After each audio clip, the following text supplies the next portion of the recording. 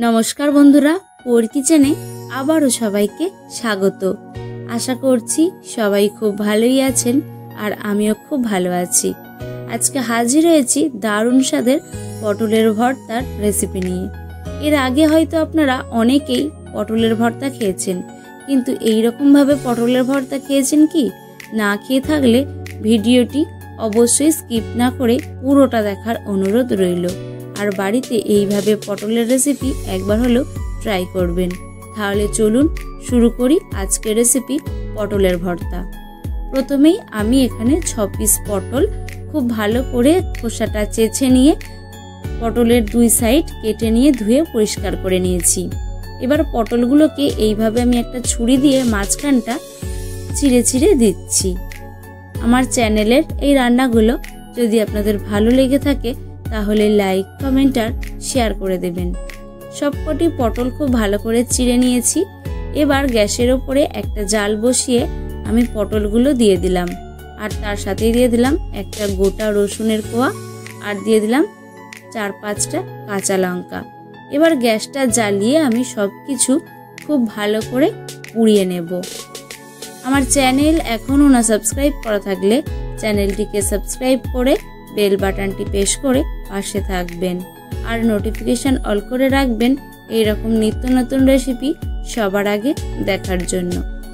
এখানে কাঁচা লঙ্কা আর রসুনটা খুব ভালো করে পুড়ে গেছিল, সেই জন্য আমি কাঁচা লঙ্কা আর রসুনটাকে তুলে নিলাম আর পটলটাকে ভালো করে উল্টে দিচ্ছি। এক সাইড পুড়ে গেছিল তাই আরেক সাইড উল্টে পাল্টে ভালো করে পুড়িয়ে নিলাম।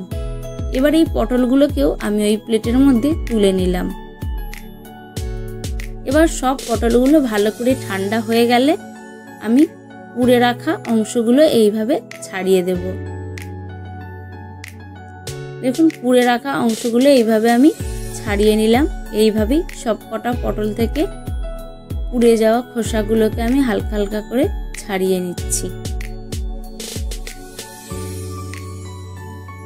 সব কটা পটল থেকে ছাড়ানো হয়ে গেছে। এবার আমি কাঁচা লঙ্কা পোড়ানোগুলো ওই পটলের মধ্যে নিয়ে নিলাম আর পোড়ানো রসুন থেকে খোসাগুলো ছাড়িয়ে রসুনগুলোকে আমি বার করে নিচ্ছি। এবার এখানে একটা ছোট বাটিতে আমি 150 গ্রাম চিংড়ি মাছ নিয়েছি। ছোট চিংড়ি মাছগুলোর লেজা আর মাথাটা কেটে বাদ দিয়ে পরিষ্কার করে ধুয়ে নিয়েছি। এবার এই চিংড়ি মাছের মধ্যে পরিমাণ মতো লবণ আর হলুদ গুঁড়ো মেখে নিচ্ছি। আর এখানে আমি আগে থেকেই তেলটা কড়াই গরম করতে বসিয়ে দিয়েছিলাম।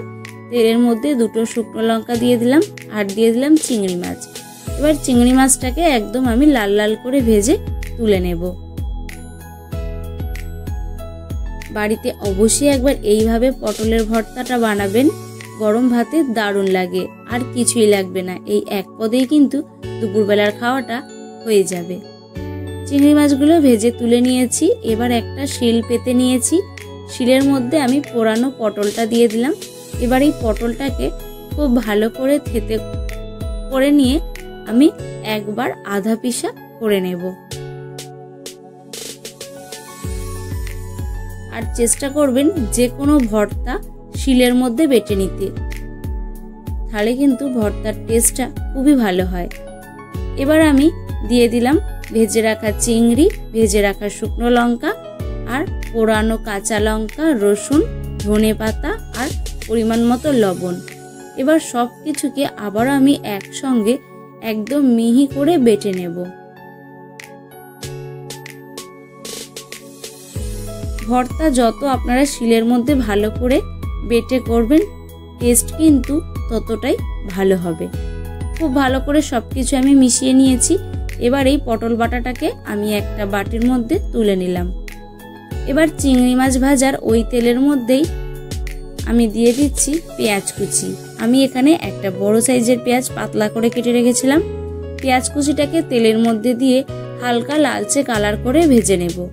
পেঁয়াজের কালার যখন চেঞ্জ হয়ে আসবে তখন বেটে রাখা পটলটা আমি দিয়ে দিলাম। এবার খুব ভালো করে একটু তেলের সাথে সবকিছু নেড়েচেড়ে মিশিয়ে নিয়ে ভাজা ভাজা করে নেব। রেসিপিটা কেমন লাগলো কমেন্ট করে জানাবেন। আর রেসিপিটা যদি খুব বেশি ভালো লেগে থাকে তাহলে আপনাদের আত্মীয় পরিজন বা বন্ধুদেরকে শেয়ার করে দেবেন।